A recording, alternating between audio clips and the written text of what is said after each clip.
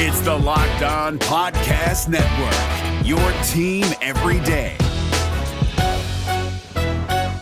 You're Locked On NHL, your daily podcast on the National Hockey League. Part of the Locked On Podcast Network, your team every day. Yeah, what's up, everybody? Welcome to the Lock. Adam is impressed. I'm very impressed right now. Welcome to the Locked On NHL podcast, part of the Locked On Podcast Network, your team every day. I am your host, Chris Maselli from Locked On Avalanche, and with me every Thursday is Mr. Adam Denker from Locked On Lightning. What's happening, my man?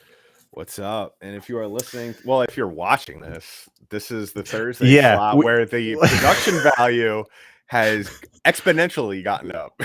So, I couldn't start this without streaming it live. So, for anybody tuning in, which there's a couple of people tuning in live right now, you're getting a bonus. You're getting the raw, Yeah, edition. I can't edit this down, or I can edit it down, but you'll know if it's we're full of crap or not. But I had to enable live streaming for some reason because I could not hit record without doing it. So here we are, and you're gonna hear this episode tomorrow on your podcast app of choice. So what we're gonna get to today is we're gonna talk about Jaromir Jagr, because I saw the headline and I was like, that doesn't surprise me. But then I was talking to you about it, and you're like, well, the reason is because of this, and we'll talk about it. And then I'm like, oh, that made me feel really sad for Jaromir Jagr. So we'll talk about him. And then we'll get into Evander Kane and then Kaprizov as well, and where that is headed, if anywhere. I think, well, I don't know. We'll talk about it. So, but if you are joining us for the first time, we do the Thursday show, and it's a little bit late on Thursday night that we're recording this. So, but we're here. So, all right, let's get into the Jaromir Jagr thing. Because, like I said, when I saw the headline, I thought to myself, that's not surprising. I think this guy's just going to play till he's dead, and he's going to find leagues to play in when he's 60 and 65 years old. And then on the website, let me bring it up. I'll just read the opening couple paragraphs because it's sad. This is really sad. Anyway, he says, Jaromir Jagr says he feels obligated to continue playing for the team he owns in the Czech Republic, even though the former NHL forward admits his skills are declining with his 50th birthday approaching. Do you know why I'm still playing? Jagr told the Hockey News in comments published Wednesday. I have a responsibility to the club. Otherwise, I wouldn't fly here, and I wouldn't be making a fool of myself. But if I quit, the partners and sponsors would leave, and the club may be done. I have no choice. People don't understand it, but I don't care. Only God will judge me. I expect much more from myself, and I also believe that I have it in me. Wow. That's what a lot of people are going through, why people can't retire, because they have other people relying on them and relying on their income. So they work themselves to the bone, and they work into their 80s. I'm not saying this is what he's doing, but he understands that, a lot of people are relying on him and this team not folding. And the way that it doesn't fold is for him to play. That's crazy. Why can't he take a front office gig and why can't he do the Jackie Moon thing in semi-pro? That's what he's doing. He's playing in these games because he's the show, and Jackie Moon is the show. So he has to keep coming up with ways to reinvent people's interest in this game, and the interest in this game is him. That's crazy, man. I feel bad for him. This is, if you ever believed in time travel, this is Jack Eichel in 30 years if he never gets traded out of Buffalo. Because this is what's going to happen. Yeah, he's still in Buffalo. Wow. Yeah, I keep playing in Buffalo, not because I love the sport, but because the city of Buffalo will physically not allow me to go. Yeah, will implode. But I mean, where you take the stance of feeling sorry, I'm just like, don't tell me you don't. No, I Dude, feel the bad. guy's 50. I feel bad for a certain degree, but it's like I wish I had that problem. You know, like I wish that you're I playing had hockey. Yeah, I wish I had to keep playing like a professional sport. You know, like I was forced to. You know how many guys in the NHL wish they would be forced to keep playing in the NHL. Yeah, but you're being forced to, because if you don't, like, the guys on your squad, their bills aren't going to get paid. No, I get that. And little Johnny might not know. have, like, oh man. I don't know. He's not playing because he wants to. He clearly doesn't want to. I feel like he is, and I don't know. I feel like to a certain degree, I mean, you could say, I mean, he's made enough from playing in the NHL and endorsements all those years. Yeah, no, it's not about to that. somewhat put that money back into the team. That's what I'm saying. Says, okay. Yeah, why can't you do that? I mean, then maybe that's not wise from a business aspect, but it says he took over the majority ownership of the team from his father in 2011. Unless like the revenue was just in the red for the last, because I feel like yes, they're a small club team in what I assume is the Czech Republic, where Jagr's from. But at the same time, unless you were doing losses in revenue for the past 10 years, I feel like. Yeah, I mean, they must be in dire need. This didn't start with the pandemic, if this is the case. No. Dude, listen to this. This is sad. He goes, it's not easy anymore. Believe me. Mostly during my career, I felt that if I wanted to score a goal, I would score. But suddenly that doesn't work. No kidding. He needs like Viagra for hockey or something. But he says, at the same time, people still expect it from me. And that's probably the worst feeling, when people think I can, but I know I can't. Plus, I can't even tell them. I just know that I will do my best to help the club. I don't know if anyone can understand my role. I don't even want to be in such a position, but I have no choice. As long as my father breathes, I take the club as my responsibility. He held it for 20 years. As a son, I would be embarrassed if I left.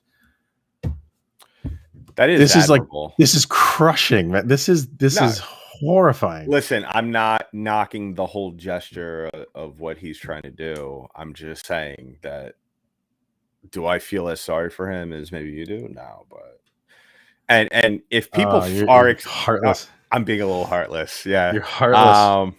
But at the same time, I don't know what people were expecting out of him in terms of performance, because when he was in Calgary, which I believe is his last team in the NHL, he did really nothing there. I mean, I think even when he was in Florida, you could just see, I think he played like 5-10 shifts a night. It wasn't really towards the end of his career. Because I believe his last 3 teams were probably, off the top of my head, Philly, Calgary, and Florida, if I'm not mistaken. I don't know. Florida sounds about right. Not in that order. I know that he was on those teams. I just don't know what the order was. But, I mean, he was just a shell of himself at that point of his career. And I think that was like 9 years ago, 5 years ago, maybe something like that. But, I mean, I don't know. I think that obviously he finished his 33rd season. Yeah. He finished. So his last after the Rangers. Yeah. Dallas for 1 year. Right. I remember the New Jersey Devils for 2, Florida for 3, and then Calgary. He wasn't with the Flyers? Flyers was for 1 year. I'm sorry, I skipped them.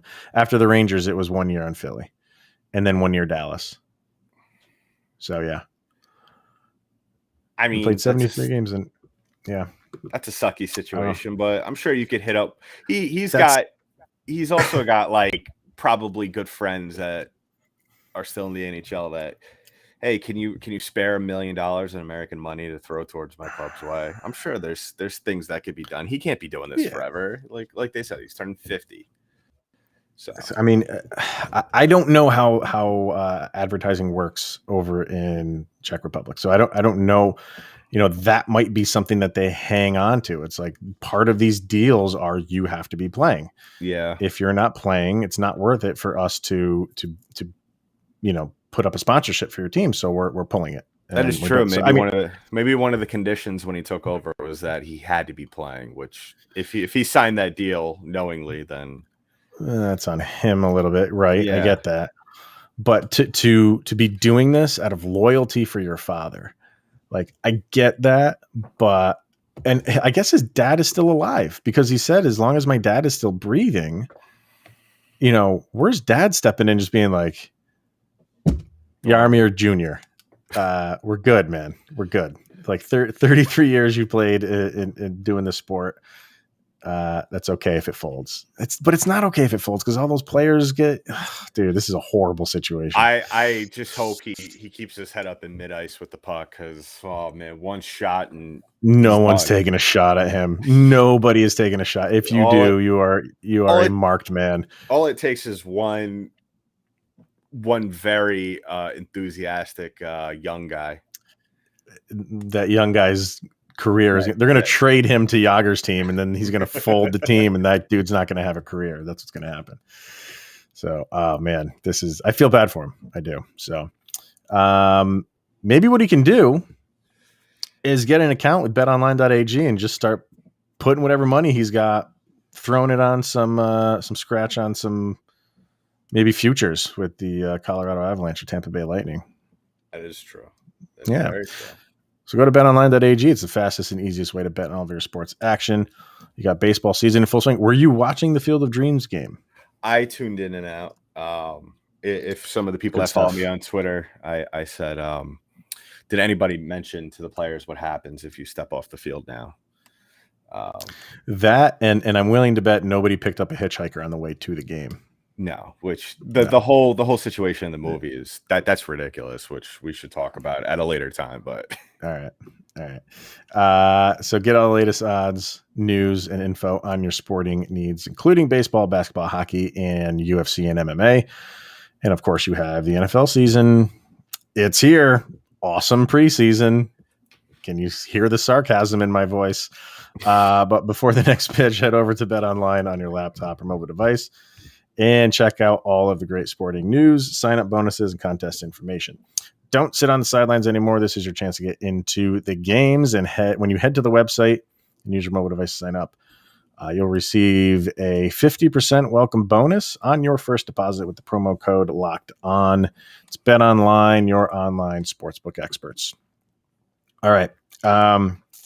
Evander Kane is making a lot of headlines lately.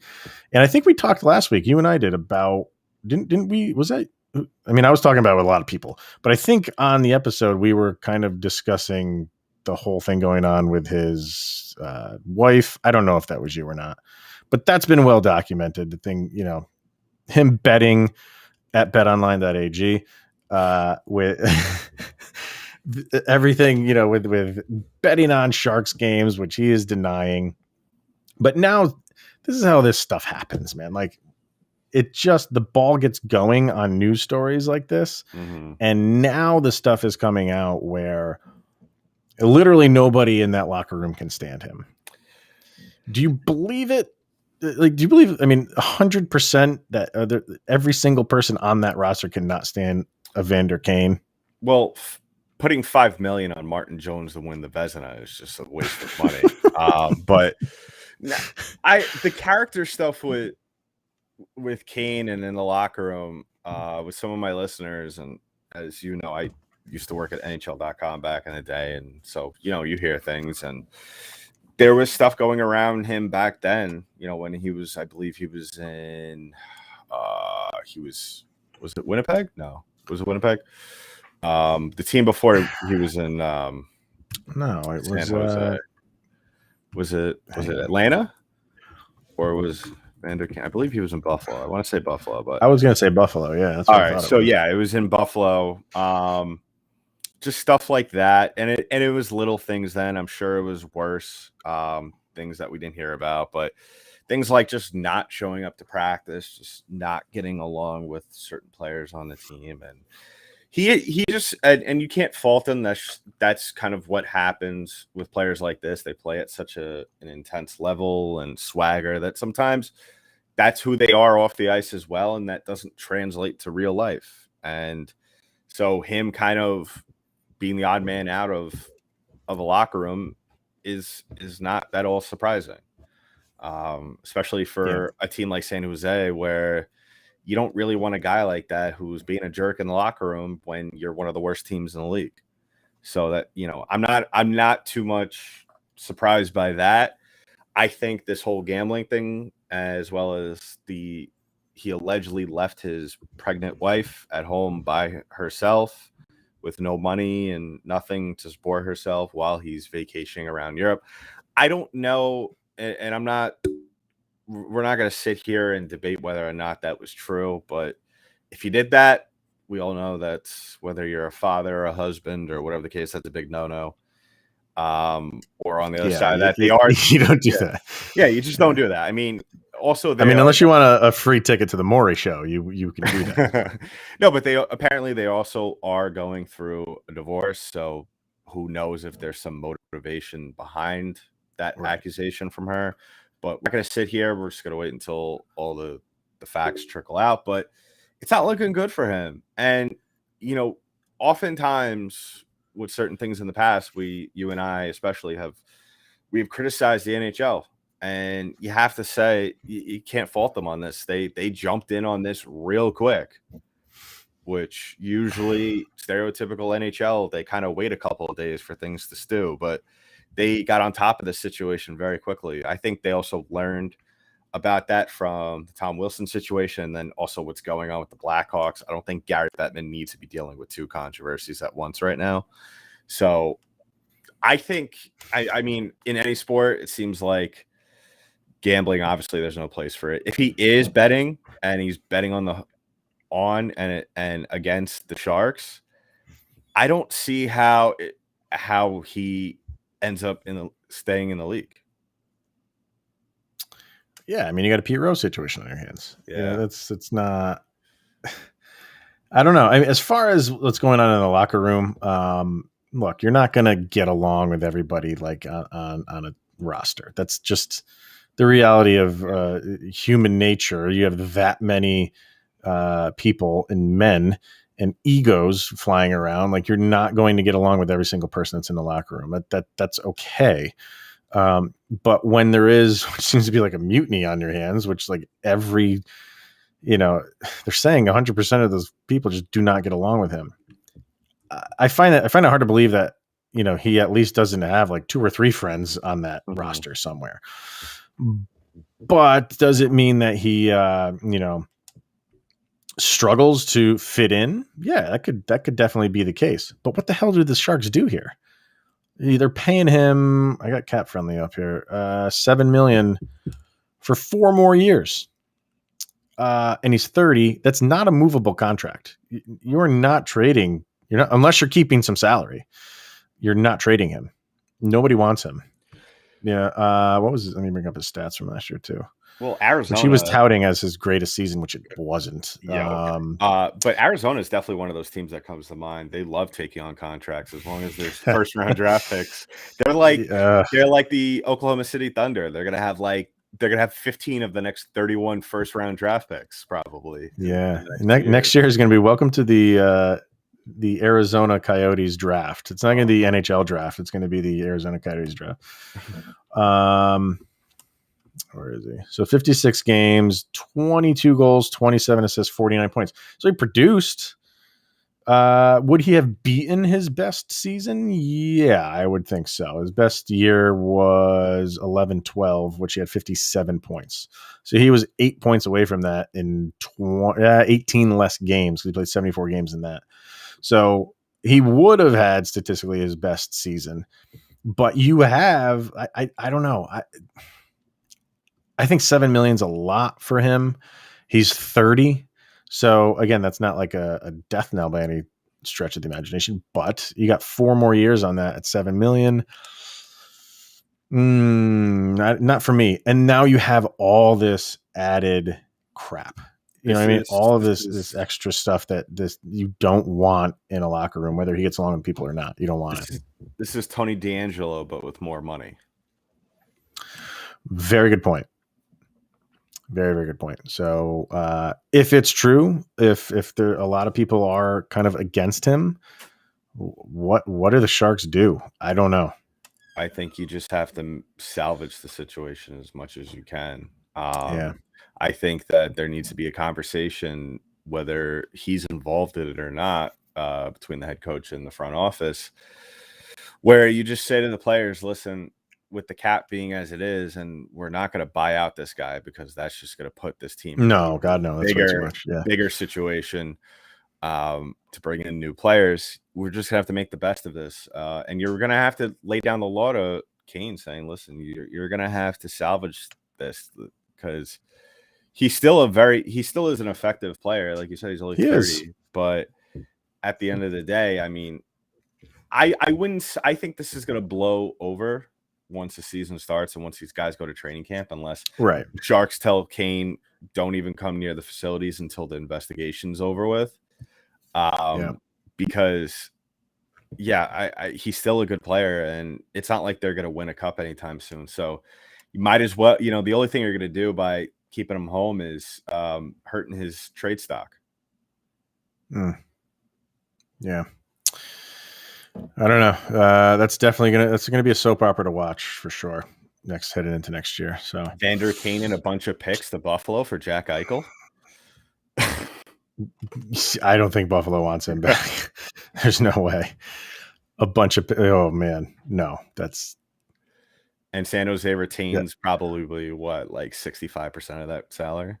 It'd have to be like half of that salary. Yeah, it would have to be. All right. Well, speaking of a contract that is kind of up in the air, we're going to get to Kaprizov here in a second. But we're going to hear from Rock Auto. And with the ever-increasing numbers of makes and models, it's now impossible for your local chain store to stock all the parts that you need. So why endure often pointless or seemingly intimidating questioning and wait while the person behind the counter orders the parts on their computer, choosing only the brands their warehouse happens to carry? You have a computer with access to rockauto.com at home and in your pocket. Save time and money when using Rock Auto. It's a family-run business serving do-it-yourselfers for over 20 years. The prices are reliably low for every customer. So go explore their easy-to-use website today and find the solution to your auto parts needs. Go to rockauto.com right now. See all the parts available for your car or truck, right locked on in the How Did You Hear About Us section. So they know that we sent you to them. Amazing selection, reliably low prices, all the parts your car will ever need. rockauto.com. Also brought to you by Built Bar. And it is the best tasting protein bar on the market. And there are so many flavors to choose from. Everybody has their favorite. You can choose between flavors such as coconut, raspberry, mint brownie, double chocolate, salted caramel. Did you get the email that peanut butter brownie was back? Oh, yes, I did. Yeah, boy. Yeah. So get on that because that's limited time. And if you haven't tried all the flavors, you can get a mixed box where you can get 2 of each of 9 flavors of your choice. And not only are they great tasting, they are healthy for you. 17 to 18 grams of protein. Calories range from 130 to 180. Only 4 or 5 grams of sugar and only 4 or 5 grams of net carbs. Amazing flavors, all tasty and all healthy. Go to builtbar.com, use the promo code LOCKED15 and you get 15% off of your order. So again, that promo code is LOCKED15 for 15% off at builtbar.com. All right. Kaprizov kind of forcing Minnesota's hand here and saying, sign me or else. And I think, the Wild were always going to sign him. It was a little concerning to me that they were not making him as high a priority as it seemed, or at least is from what I am witnessing. Yeah. Why? You're cutting contracts here left and right, and I thought to kind of throw him some money, and it hasn't happened yet. So he has a deal on the table with I don't have the article in front of me with I don't know who the team is overseas. It's CSKA Moscow. Yeah, that was my first guess. And they're kind of saying like, all right, you have to sign me or else I'm going elsewhere, and I'm fine doing that. So it's come to this between Kaprizov and the Wild. What do you think happens? I think he stays. I think he's a smart guy, and obviously he has a smart agent. And I just think that, like it seems like Russian players go back to Russia because they could basically sign any deal they want, where the Russian Hockey League has a cap, but they don't follow it. It's a very weird situation. Do they really? Yeah, they have like a cap that's like they're like the New York Yankees. Yeah, it's who just took an 8-7 lead in the ninth. By the way, they scored 4 runs in the top of the ninth. I hope they disappear into the corner. Yeah, but Judge was it Judge, and then Stanton went back to back. So my goodness. Anyway, go ahead.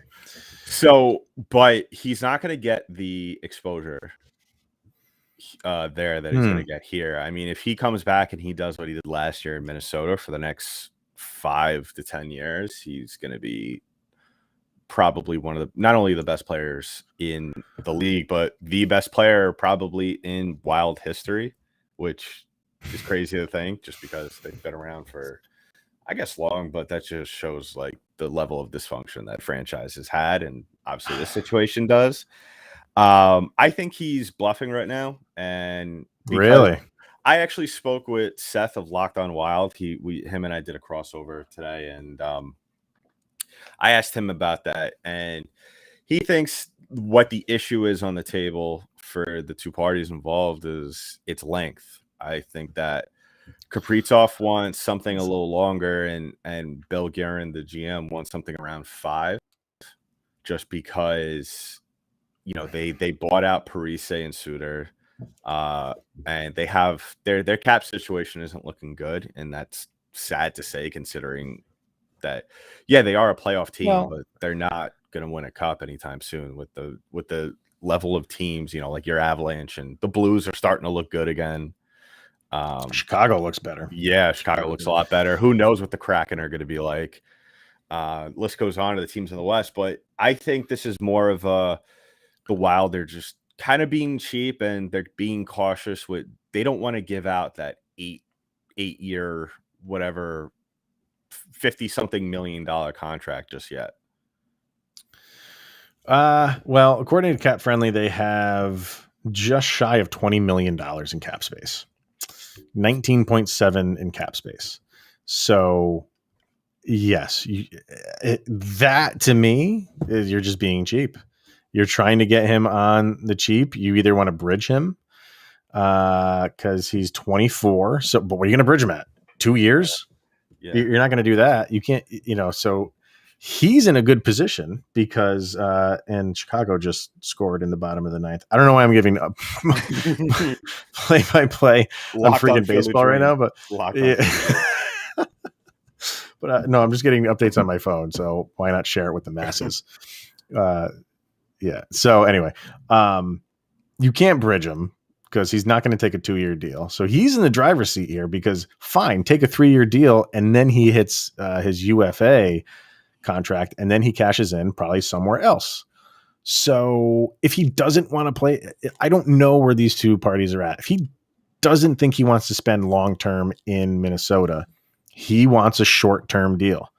He wants a 3-year deal or 4-year deal. I think Minnesota wants, my guess is it goes the other way around. I think Minnesota actually wants to give him term. That'd be my guess. I don't know. I can't say for sure. That's just me on the outside looking in. Yeah. Well, like with what Seth said with a 5-year deal, like I feel like if you're doing that, I mean, by the time that contract's over, he's pretty much 30, and yeah, Minnesota could turn around and be like, no, we want to stay young, have fun in free agency. And I think that's what it comes down to. I think they're being cheap. They're being overly cautious. I mean, this is the face of your franchise. So I don't know what you're doing. Unless That's why I think Minnesota. Yeah, does Minnesota think Eriksson Ek is their face of their franchise? No disrespect to him. I think he's a talented hockey player, but do they think Kevin Fiala is the face of the franchise? Do they think Jarrett Spurgeon is going to be an effective player? He's already 31. I mean, he's your captain, but still. Mm-hmm. Listen, you have a decent team. You made the playoffs last year. You took Vegas to 7 games. And now you have a seasoned Kaprizov coming in.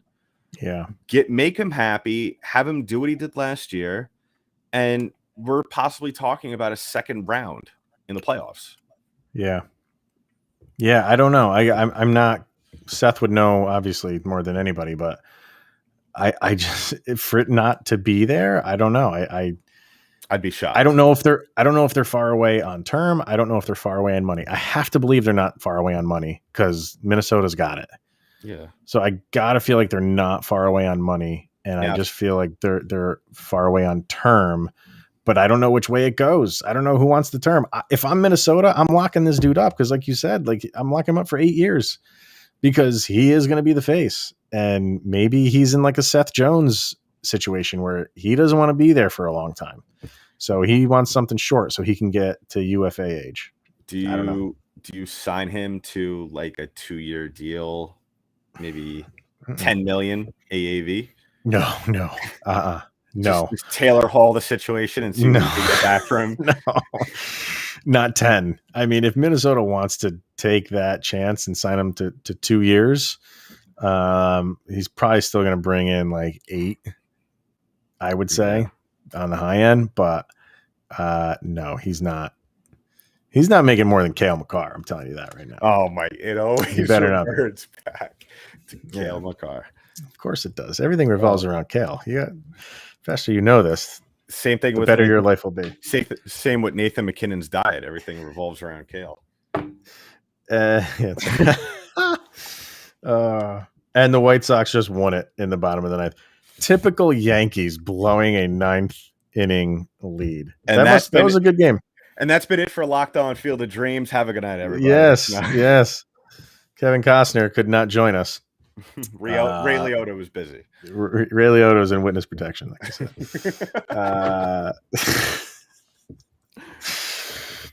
All right. That's going to be it. So thanks to everybody who tuned in for this live venture. I don't know if that's going to happen all the time, but it happened this time. So you lucked out. But you can follow me on the Locked On Avalanche podcast Twitter page, LOPN_Avalanche. Where can they get the next Danky Dank mixtape? You can find it on the show at LO_Lightning. We got a great guest coming on next week. We got the I'm going to break it on here. The Kenny Albert is coming on Locked On Lightning next week. So tune in for that. Can't wait. He's taking a break between middle school badminton games that he's announcing to come on the show and talk to us. Chicken wing eating contest. Doubles curling. So can't wait for that. Did you see that rock climbing in the Olympics? Oh, it's insane. Dude, I want to do that. I would break every bone in my body if I tried. I saw that, and for some reason, something inspired me to watch 127 hours after that as like kind of a precautionary tale. Go watch Free Solo. Did you watch Free Solo? I have not. Oh my God, man! It's on Disney Plus. You got to watch. Go watch it. Pretty serious stuff on there as well. What is it? Weight of Gold. It's on HBO Max. It's on I don't know that one. Oh, it's sick. Okay. Go watch Free Solo. I'm telling you, if you have anxiety, I mean, it'll be pinned in the red. That documentary is nuts. So that dude is crazy. Anyway, go watch it. So, all right. That's going to be it for today and this week for us. We will be back here next Thursday and talk about anything else that's breaking in the NHL. So thanks for everybody for tuning in. We'll see you next week.